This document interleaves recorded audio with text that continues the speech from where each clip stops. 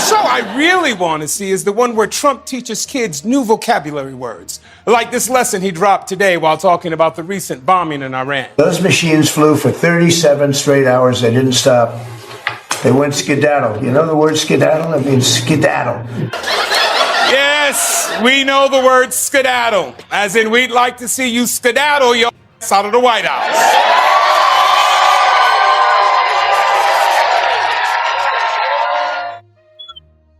Anthony Anderson doesn't creep into the ring with Donald Trump. He storms in grinning like the knockout is already guaranteed. His energy is wild, his comebacks razor sharp, and his style, pure chaos wrapped in charisma. Trump isn't facing jokes. He's facing a demolition squad disguised as stand-up. The moment Anderson starts throwing verbal jabs, it's less of a roast and more of a comedic crime scene. Trump didn't get nominated for an Emmy, but he did get nominated for president at the Republican National Convention. Last night, Trump got a vote of confidence from the former governor of South Carolina, Nikki Haley. We can't win if Donald Trump is the nominee. Oops. My bad. That was the wrong clip. That was from 5 months ago. First target, Trump's favorite subject himself, the hair that defies physics, the orange glow that could guide ships through fog, the pouty lips stuck in permanent duck mode. Anderson paints him as less of a president and more of a wax figure left too close to the sun. Vanity is Trump's religion, and Anderson makes him its funniest preacher, turning him into a cartoon who begs his mirror for validation before begging the nation for votes. Speaking of which, Trump's media company has just made their streaming platform Truth Plus available worldwide. They also announced that Truth Plus will be the first streaming network to call BET Plus the N-word. In all fairness, I looked it up, and they do have some great shows on Truth Plus, like The Amazing Racist, Friday Night Whites, Third Reich from the Sun, Illegal Alien versus Predator, The Search for OJ's Gold, Dog the Bounty Hunter's Roadkill Kitchen, RuPaul's Normal Guys Dressed in Khakis Race, Dumb Dynasty, and Whitish. Before we go further, don't forget to subscribe and smash that bell so you don't miss the chaos. Now, Trump's speeches, or whatever you call those rants, Trump doesn't talk. He free associates like a man trying to win charades while forgetting the rules. Anderson mirrors the madness perfectly. One half finished thought, dropped mid-sentence, then a random detour before circling back like even he forgot he was the speaker. It's less a speech and more a toddler's dream journal, but way less cute. This is what she said last night. I'll start by making one thing perfectly clear. Donald Trump has my strong endorsement, period. And let me make one thing perfectly clear. You are a total sellout with no spine, period. Anderson zeroes in on Trump's favorite measuring contest. Everything has to be the biggest, best, or unbelievable.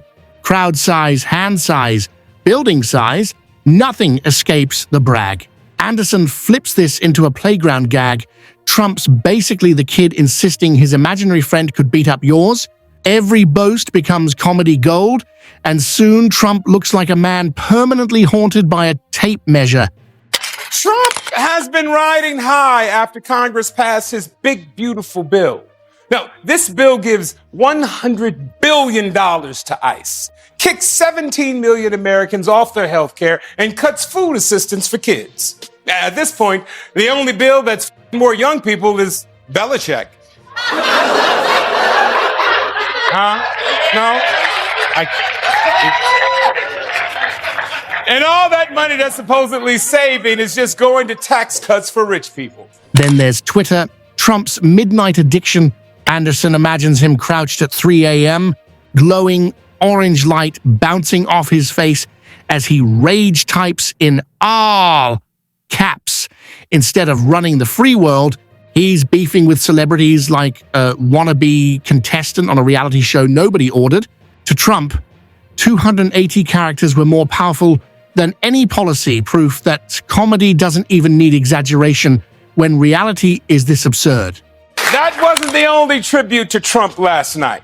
A lot of people wore bandages over their ears out of solidarity and stupidity. Now, these are the same folks who wouldn't put a piece of cloth on their face during COVID because they thought it looked ridiculous. And for all the other fascists, fashionistas in the Republican Party, remember when Donald Trump sold those $400 gold sneakers? Well, now Trump's got a new shoe with the image of him pumping his fist after the attack on... Anderson feasts on Trump's contradictions. Man of the people, living in gold towers. Genius, tripping over basic facts. Loyal friend, who drops allies faster than expired fast food. Trump bends the truth until it breaks, then DJs the remix at his own rally. Anderson parodies every press conference as improv theater where facts are optional, reality is negotiable, and the punchline writes itself. Trump isn't the guy who tells it like it is. He's the guy who tells it like it isn't. That I got really upset, but then I realized I'm rich. So now I'm on the fence. You got to look at both sides. Let's not rush to judgment. But one part of the bill that's getting a lot of attention is that it gives families $1,000 for each new baby. Yes, the parents of every baby born from now through 2028 will receive $1,000, which means our nation's most valuable resource is Nick Cannon's nutsack. The roast sharpens when Anderson exposes Trump's paper-thin ego. No slight too small, no critic too irrelevant. He's that playground kid chasing bullies around while yelling, "I'm not mad," louder with every step. From there, Anderson bulldozes Trump's so-called business genius, recasting him not as a mogul, but as a blooper reel with bankrupt casinos. Then it's on to Trump rallies, where the set list is 3 slogans on repeat, chanted until the crowd convinces itself it's a movement. Anderson flips the spectacle into comedy. It's less a rally and more a bad concert, where the band only knows 3 notes. But there they are. They're called the Ear Jordans. They go for $299 a pair. Now, can you imagine if Barack Obama had sold $300 sneakers? Well, I could, and they would have been dope as hell. Okay. For Anderson, Trump isn't even a politician, he's a stage act. Every gesture, every pause, every rant screams theater. Anderson mocks him as a small-town actor, still auditioning for the big leagues. The presidency wasn't governance, it was the world's longest reality show. By the finale, Trump is shredded into punchlines, vanity, insecurity, contradictions, and pure hunger for attention. Anderson doesn't need to invent. Trump supplies the absurdity. Anderson just shines the spotlight. And in that spotlight, Trump shrinks.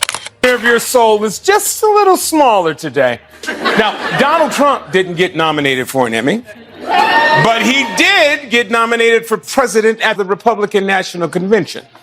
Last night, Trump got a vote of confidence from the former governor of South Carolina, Nikki Haley. We can't win if Donald Trump is the nominee. Oops. My bad. That was the wrong clip. That was from 5 months ago. This is what she said last night. I'll start by making one thing perfectly clear. Donald Trump has my strong endorsement, period. And let me make one thing perfectly clear. You are a total sellout with no spine. Anthony Anderson doesn't roast Trump. He strip mines him for comedy until there's nothing left but laughter. Trump wanted to be larger than life. Instead, he's comedy's all-you-can-eat buffet. Anderson mocks Trump's crowd obsession like it's the saddest infomercial ever, bragging about the biggest audience when half the viewers only tuned in for memes. The insecurity is so loud it practically echoes through Mar-a-Lago's gold toilets. You think I'm not sad that Hillary didn't win? That I'm not terrified about what Trump's about to do? I'm used to things not going my way. I'm sorry that you're not, and it's blowing your mind. So excuse me if I get a little offended because I didn't see all of this outrage when everything was happening to all of my people since we were stuffed on boats in chains. I love this country. Then comes health. Trump calling himself fit is Anderson's personal comedy Super Bowl exercise, yelling at TV screens, nutrition, Big Macs, and Diet Coke. Anderson quips that if Trump tried Soul Cycle, the bike would sue for abuse, and foreign policy, like sending a guy who can't follow IKEA instructions to negotiate nukes. Summits become classroom bloopers, handshakes become bad improv. Instead of policy, Trump's main export is nicknames like America's problems can be solved with mean tweets and hand gestures. Now, speaking of 50, 50 would have been a good running mate for Trump. But instead, today he chose Ohio Senator J.D. Vance. Vance has everything that Trump is looking for in a running mate. He's white. Well, that's pretty much it. He also looks like Eric and Don Jr. had a baby. Anderson paints Trump's rallies as open mic nights gone wrong, recycled lines, confused cheers, no punchlines. Every press conference is a blooper reel, every cabinet meeting a bad season finale. Then comes the business record. More bankruptcies than Blockbuster Video, billions bragged, taxes hidden, casinos collapsing. If Trump's empire were a TV show, it would have been cancelled after one season with only the bloopers uploaded to YouTube. Not only is Trump giving parents money to have babies, he's also found a way to make some money for himself off of it. Hello, everyone. It's your favorite president, Donald J. Trump, here to introduce something really special. As you know, I'm not just a leader of the free world, I'm also a proud father of 4 kids. And Eric. And now it's time for you to do your part. We gotta have a lot of babies so they can grow up and defend us from all the trouble I'm about to start. Finally, the fashion roast. Trump struts like a style icon, yet every suit looks 3 sizes too big, every tie drags like a sad curtain, and the spray tan glows brighter than traffic cones. Anderson envisions his mornings as slapstick, battling hair dryers, drowning in bronzer, and tie-choosing blindfolded. The closer lands hard. Trump isn't remembered for leadership, but for bloopers. Less statesman, more slapstick. Less wisdom, more wild improv. In the end, Anderson doesn't just roast Trump. He exposes him as America's longest-running punchline.